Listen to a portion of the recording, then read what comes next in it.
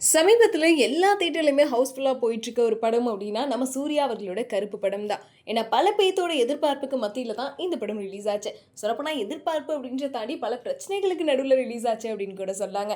ஏன்னா நம்ம director RJ Balaji டைரக்ஷன்ல நம்ம சூர்யா, த்ரிஷா அவர்கள்லாம் நடிச்சு மே 15 ரிலீஸ் ஆன படம் தான் வந்து கருப்பு. ஆனா இந்த படம் மே 14 ரிலீஸ் ஆயிருக்கணும். பட் லாஸ்ட் நேரத்துல ஏதோ ஃபினான்ஷியல் ப்ராப்ளம் அப்டின்னு சொல்லிட்டு 9 மணி ஷோக்கு வந்து பெர்மிஷன்லாம் குடுத்துமே இந்த படம் வந்து ரிலீஸ் ஆகல. அதுக்கப்புறம் ஆர்ஜே பாலாஜி அவர்களும் வந்து ரொம்ப ஃபீல் பண்ணி அழுதலாமே வீடியோ போட்டிருந்தாரு. இதை தொடர்ந்து இந்த படம் வந்து ஸ்டார்டிங்லேருந்தே நிறைய பிரச்சனைகளுக்கு நடுவில் தான் வந்து எப்போ ரிலீஸ் ஆகும் அப்படின்னு சொல்லிட்டு ரசிகர்களும் வந்து வெயிட் பண்ணிட்டு இருந்தாங்க. ஆனாலுமே வெயிட் பண்ணதுக்கு ஒர்த்து வருமா அப்படின்னு சொல்கிற அளவுக்கு படம் ரிலீஸ் ஆனதுக்கப்புறம் மக்கள் மத்தியில் பெரிய அளவுக்கு இந்த படத்துக்கு வரவேற்பும் கிடைச்சிட்டு இருந்துச்சு. ஏன்னா இப்போ வரைக்குமே எல்லா தேட்டர்லையுமே ஹவுஸ்ஃபுல்லாகவும் போயிட்டுருக்கு. முக்கியமாக இந்த படத்தோட கதையாக இருக்கட்டும், இவ்வளோ நாளாக அந்த சினிமாட்டிக் ஸ்டைலில் எந்த ஒரு படங்களும் வரல. பட் கருப்பு படம் வந்து ஆர்ஜே பாலாஜி அவர்கள் எல்லாத்தையும் மிக்ஸ் பண்ணி ஒரு மாதிரி ஃபேன் மேட்காகவே உருவாக்கப்பட்ட ஒரு படம்.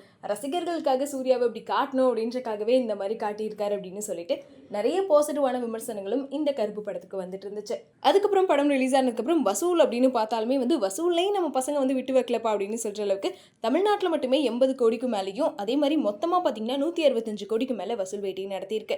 தொடர்ந்து பாக்ஸ் ஆஃபீஸ் ஹிட்டு, ஃபேன்ஸ் மத்தியிலையும் ஹிட் அப்படின்னு சொல்லிட்டு படக்குழு எல்லாமே வந்து ரொம்ப ஹாப்பியாக அவங்களோட ரசிகர்களுக்கு நன்றி சொல்கிற விதமாக தொடர்ந்து அவங்களோட வீடியோஸ் அண்ட் ட்விட்டரில் ட்வீட் அப்படின்னு சொல்லிட்டு போட்டு எல்லாத்துக்கும் வந்து தேங்க்யூ சொல்லிட்டு இருந்தாங்க.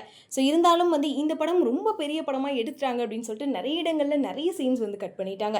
இப்போ டெலிட்டட் சீன்ஸ் அப்படின்னு வச்சாவே அதை வச்சு இன்னொரு படம் எடுக்கலாம் போலயே அப்படின்ற அளவுக்கு இந்த படத்தில் கட் பண்ண நிறைய டெலிட்டட் சீன்ஸ் மட்டும்தான் வந்து இப்போ சோஷியல் மீடியாவில் ட்ரெண்ட் ஆகிட்டு இருக்கு அப்படின்னே சொல்லாங்க.